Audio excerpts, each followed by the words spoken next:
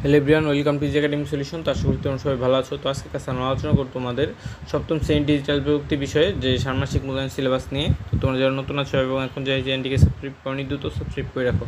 তো দেখো, তোমার সপ্তম শ্রেণী মূল্যায়ন বিষয়ে শিক্ষকদের জন্য কী কী নির্দেশনা দেওয়া আছে। এটা মূলত শিক্ষকদের জন্য হলেও তোমাদের শিক্ষার্থীরা এই ব্যাপারে জানা গুরুত্বপূর্ণ। তো চলো আমরা দেখে নিই তোমাদের সপ্তম শ্রেণী ডিজিটাল প্রযুক্তি বিষয়ে ষান্মাসিক মূল্যায়নের জন্য কী কী পড়তে হবে। তো তোমরা যারা নতুন আছো এবং এখন যারা এই চ্যানেলটিকে সাবস্ক্রাইব করে নি, দ্রুত সাবস্ক্রাইব করে নাও, কারণ কয়েকদিন পরেই তোমাদের ষান্মাসিক মূল্যায়ন অনুষ্ঠিত হবে। সেই ষান্মাসিক মূল্যায়নের সকল বিষয়ের সমাধান এই চ্যানেলে দেওয়া হয়ে থাকবে।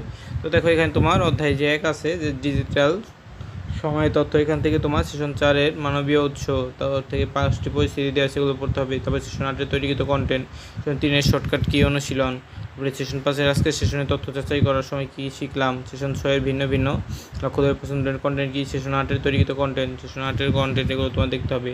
তারপরে শিখন অভিজ্ঞতা 2 আছে কি বুদ্ধিভিত্তিক সম্পদের ব্যবহার, এখান থেকে আমার সেশন 1-এর 4টি কেস স্টাডি দিয়ে আছে।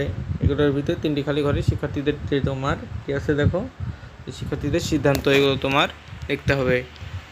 এরপর তোমার সেশন 4-এর বুদ্ধিভিত্তিক সম্পদের ব্যবহারের জন্য শিক্ষার্থীর তৈরি নীতিমালা।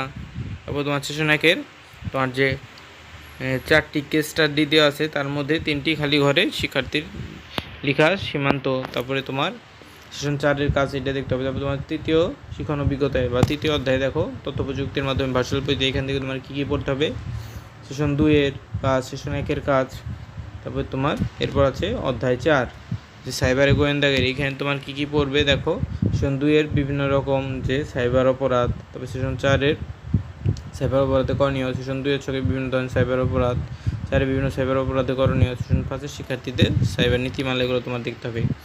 তোমার শিক্ষণ অভিজ্ঞতা 5, অর্থাৎ আমি যদি রোবট হই, এখানে তোমার কী কী বিষয় পড়তে হবে দেখো। সেশন 2-এর বিদ্যালয়ে আসার ধাপ, সেশন 1-এ ছকে নির্ভরশীলতার দিক খুঁজে বের করা, সেশন 1 ছকে সমস্যা সমাধান নির্ভরশীলতা, সেশন 3-এর অ্যালগরিদম লেখা, 5-এ নিজেদের সমস্যা অ্যালগরিদমে প্রভাবচিত্র প্রকাশ করা এবং সেশন 6-এ নিজেদের সমস্যা প্রভাবচিত্রকে ছোটো করে রূপান্তর। এরপর দেখো কী আছে শিক্ষণ অভিজ্ঞতা 6 বন্ধু নেটওয়ার্কে ভাব বিনিময়, এখান থেকে তোমার সেশন 3-এর মোবাইল ফোনে আদান প্রদানের তথ্য, সেশন 5-এর জিপিএসের মাধ্যমে বিদ্যালয় অবস্থান নির্ণয়, সেশন 4-এ ছোটো কোটের খেলা, সেশন 6-এর বন্ধু নেটওয়ার্কে একটি বার্তা প্রেরণ।